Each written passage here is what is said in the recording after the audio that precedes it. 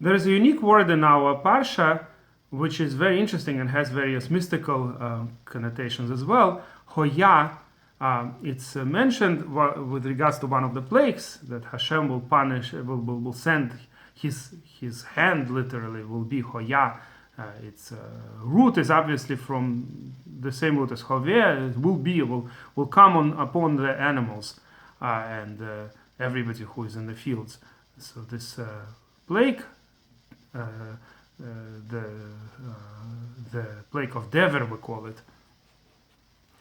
This is the fifth plague. What's interesting about the word that's used, Hoya, there is no other place in the Torah where this combination of letters, Hey, Vav, Yud, Hey, is mentioned. And Rabbeinu Bachya and other mystics, other Mikubalim, point this out, that this has to do with the permutation of divine name.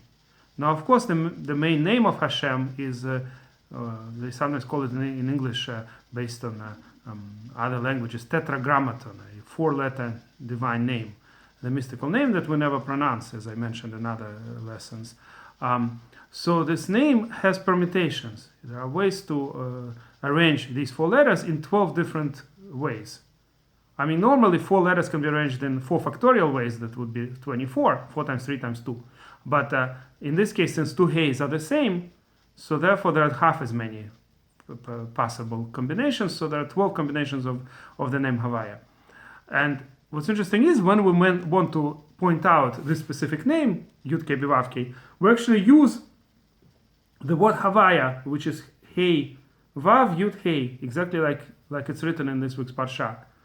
Meaning it became like a kind of kinu, a kind of euphemism for the divine name. Since we can't pronounce it outside the temple, instead we say Havyah, a different permutation of the same name. So when you hear the word Havyah, they mean, the person speaking means the name of Hashem. But instead of pronouncing every letter, like saying Yud, then Hey, then Vav, then Hey, we just say Havyah. So the Mikubalim say that the various permutations of divine name have to do with other groups of 12. For instance, 12 months. Every Jewish month has to do with one of these permutations. So guess which month corresponds to this specific permutation. The main name, by the way, the actual correct order of the letters, Yud, then Hey, then Vav, then Hey, that corresponds to the first month, the month of our redemption, what we later started calling Nisan. After we came from Babylonian exile, we called this month Nisan. In the Torah, it's never called Nisan until the times of the exile. In the book of Esther, for instance, it's called Nisan, but in the 5 books of Moshe, it's called just the first month, or the month of spring, the month of barley crop. That's when the day after Pesach, the Omer, an offering of barley is brought. So this is the month that has the correct order of divine of letters of divine name. And then all the other months are some kind of a permutation, some kind of a combinatorial, some kind of a different order of those 4 letters. So the month that corresponds to Havyah, interestingly, is the month of Av, the saddest month of our year when the temple was destroyed, but also the month with the greatest potential.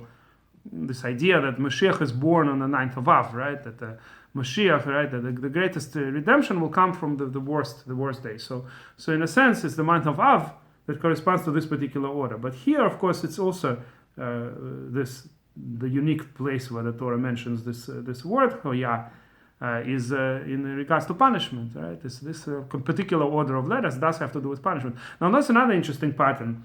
Generally, the letters Hey, according to the Kabbalah, are considered from the left, and therefore the normal order of divine name in each group of 2 letters, first is the letter from the right, then from the left. The Yud is before the Hey, the Vav is before the second Hey. But in the month of Av, it's interesting. The first half of the month is a sad part, and that's where Hey is on top of Vav. It's the Hey that corresponds to judgment is on top of the Vav. But the second part of the month, after 15th of Av is considered a kind of holiday a little bit. There are all kinds of reasons the Talmud tells us why 15th of Av, Tu B'Av, is a holiday. And the second half of the month is actually good. And that's why the last 2 letters in this combination is Yud Kei. That's actually part of a divine name. It's also a divine name. Yud Kei is a name of its own. So here it's Yud before the Hey, and it also is a divine name in its own right. So it's the second half of the month that's good, and the first half of the month is when the temple was destroyed, the Tisha B'Av, and there it's Hey on top of Vav. So a lot of what I said, probably without some knowledge of Kabbalah, would be hard to understand, but I tried to make it more or less simple, just some of the interesting ideas with regards to this unique word. And those who want can learn, of course, Rabbeinu Bachya to this verse. It's the second verse of 9th chapter, this weekly reading. And today, by the way, on the Havyah site, there is even a translation into English of Rabbeinu Bachya. I don't know how reliable it is, but it exists. Generally, the Kabbalistic parts of writings of Rabbeinu Bachya are very hard to understand, even if you know the original, even if you know Hebrew. But at least some ideas a person can get with minimal knowledge today.